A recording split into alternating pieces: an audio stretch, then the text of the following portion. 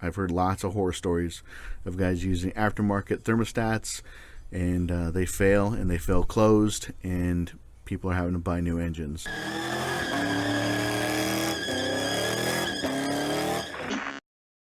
Going to be working on this Toyota Sequoia with a V8 4.7 liter I-Force engine.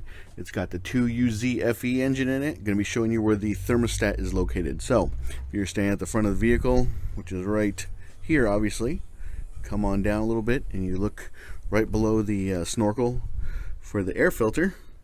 That is your thermostat. There's three 10mm bolts that hold this thing on. Some guys actually drain the radiator a little bit before they do this.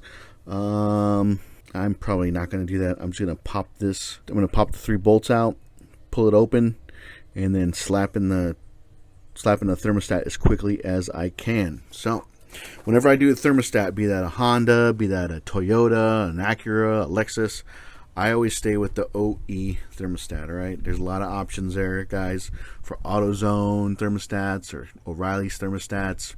I know O'Reilly's uses Motorrad, but I like to stay with OE on the thermostats, because if a thermostat fails and it fails closed, then you could run the risk of buying a new engine.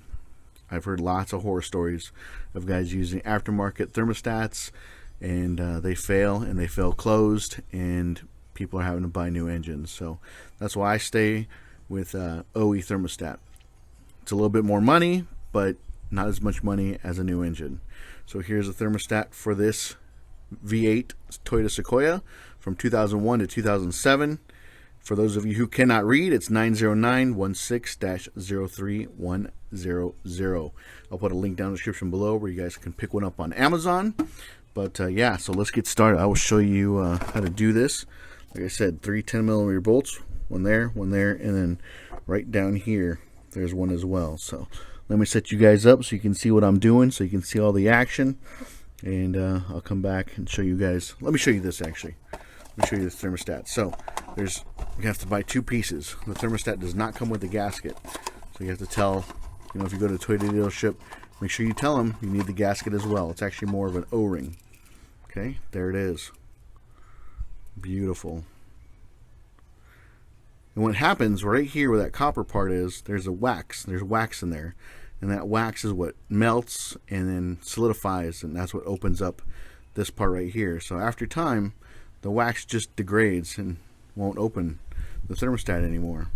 So there's definitely a difference between build quality on different thermostats. If you take this OE Toyota thermostat and compare it to one you got from an AutoZone, you're definitely going to see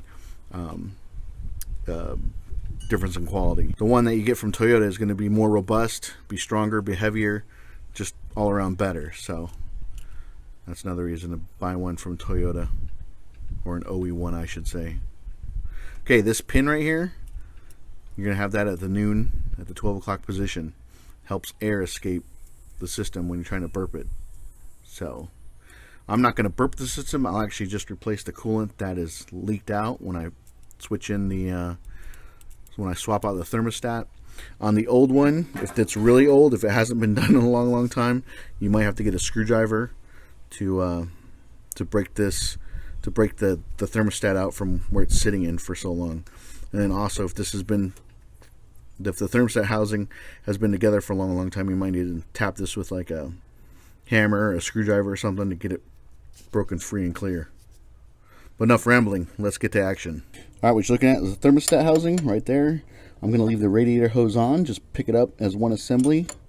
One 10mm bolt there, one right there, and one on the back side. So let's break those free. Wow, they're actually 12mm. Make sure you have a bucket underneath the vehicle to catch any coolant that might come out. Oh. These things are on tight, man. I might have to use a socket, 12mm socket, and a ratchet. Can't wait to need to get a 3/8 ratchet with a 12mm socket. Righty tighty, lefty loosey. And that clamp is in my way. So I need to move this hose clamp to get out of my way. I have my hose clamp pliers right here. Put a link down in the description below to these. I'll put a link down in the description to all the tools I use in this job. Just come in here.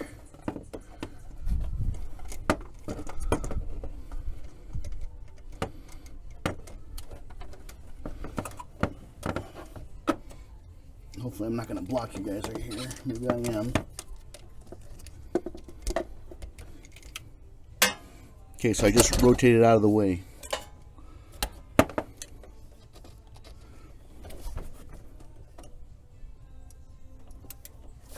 Righty tighty, lefty loosey.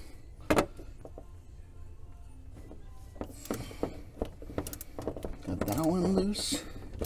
Alright, let me show you this, guys. So, to get the bottom bolt off the thermostat housing, had to use my Harbor Freight slim 1/4 inch 3/8 ratchet with a deep 12mm socket, 6-point, and then I was able to get down there. This little notch in the fan shroud allowed me to get in there and break it free. So as I was doing this on this side with my left hand, I was here with my right holding the socket in place so I didn't strip the bolt out, but that's how I got that out. So that is actually free and clear now, or not clear, but it's free, it's loose. Okay, so let me show you how so this hand right here held it in place and just moved it down like this. I took the bottom shroud out so create less of a mess when the coolant comes out. Just working on getting the bottom nut out. Yeah, just using my 2 fingers here, using my 2 middle fingers, spinning it off. Okay, fell on the ground. Alright, here comes the moment of truth. Gonna try to get this thing out as quickly as I can. I have a flathead screwdriver here on hand in case I got to pry the old thermostat out. Got a new thermostat on hand. Remember, that goes up in the 12 o'clock position. See if I can get this loose. Bring that up. So push that out of the way.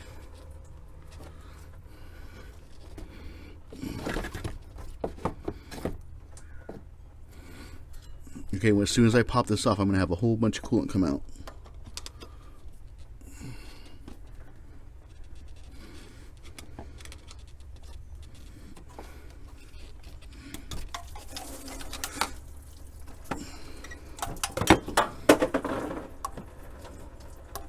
Got to get the O-ring out. An old O-ring.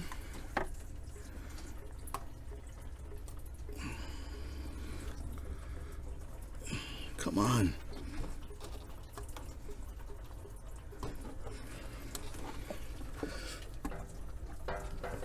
Okay. Got the old O-ring out.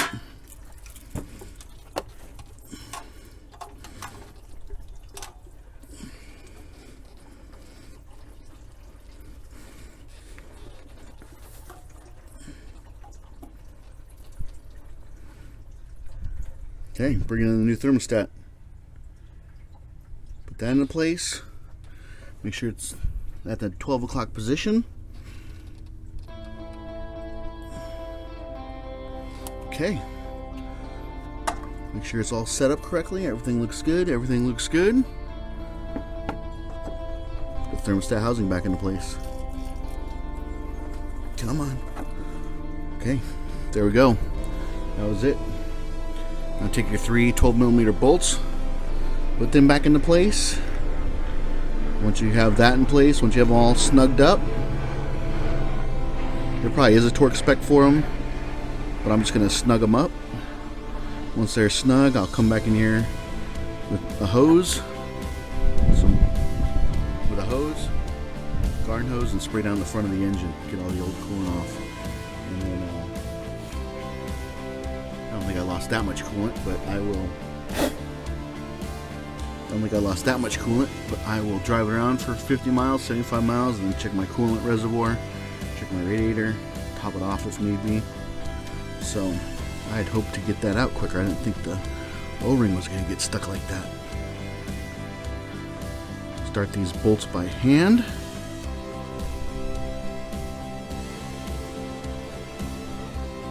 And that is how you change out a thermostat on a 2UZ-FE 4.7 Toyota V8 engine. Hope that helped you save money. If you can, please subscribe to Bundys Garage. I'm trying to hit 100,000 subscribers. I'm trying to hit 100,000 subscribers before the new year. before 2023. So if you can, hit that subscribe button, and I will talk to you guys later.